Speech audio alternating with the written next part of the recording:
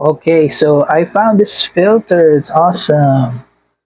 Yeah, basically it just blurs the background. So awesome. So guys, you've probably heard of what happened to the Silicon Valley Bank right now. Just to give you a background, Silicon Valley Bank is the oldest and the biggest lending institution in the Silicon Valley, where the tech companies, the giant tech companies, are at least used to where it's located. Now, Silicon Valley Bank has been seized by the FDIC, and technically, what it means is it's just been like shut down. The reason for that is um, a lot of people who had their money in Silicon Valley, a lot of companies have decided to take out their money. And before that actually happened completely, the bank shut down. And then, of course, authorities have to go in to make sure that the situation is contained. So, what caused this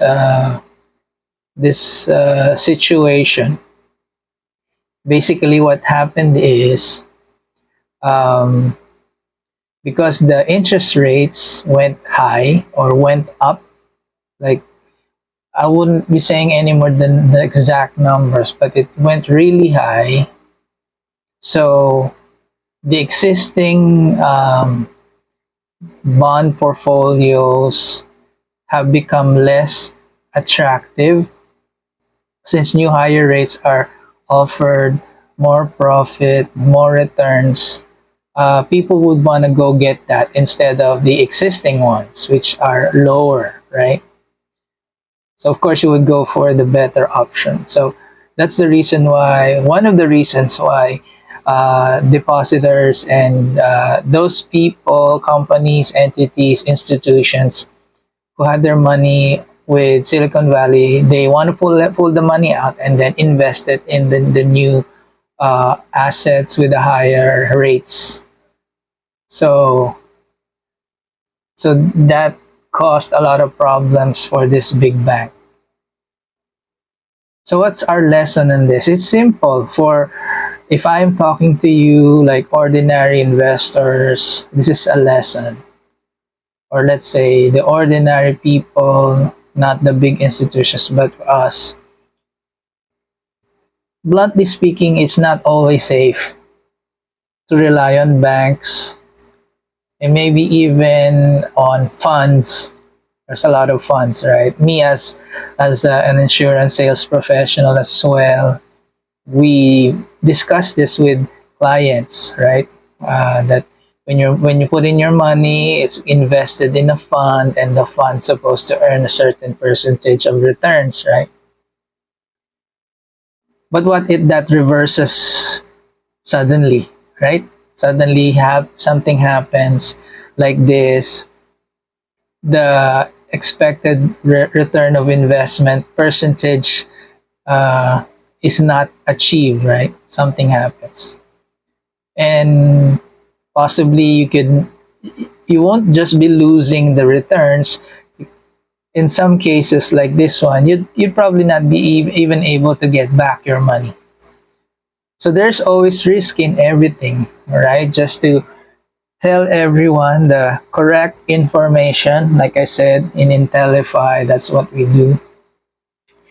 uh, there's always risk. You cannot always put everything in one thing.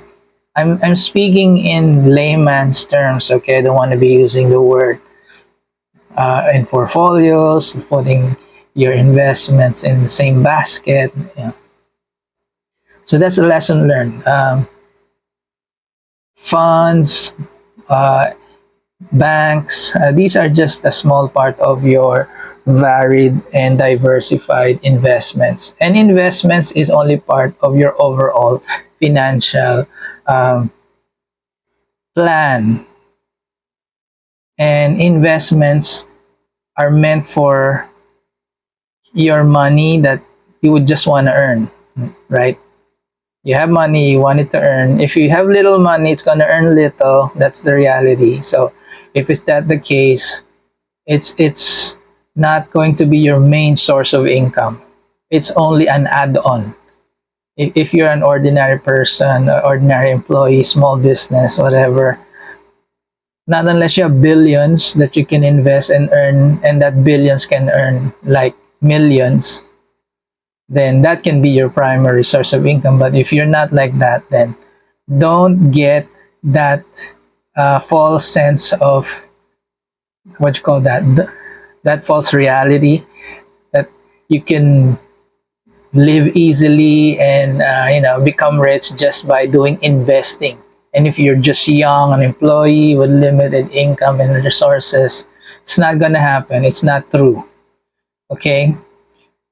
From my point of view, our main source of income and maybe eventually wealth creation is having big businesses or real estate, uh, and other businesses that has sure returns. Like people would have to always find somewhere to live at, or maybe food production. If you're good at, if you can really get a secure footing on it, food production, because people will always going to have, would always need to eat.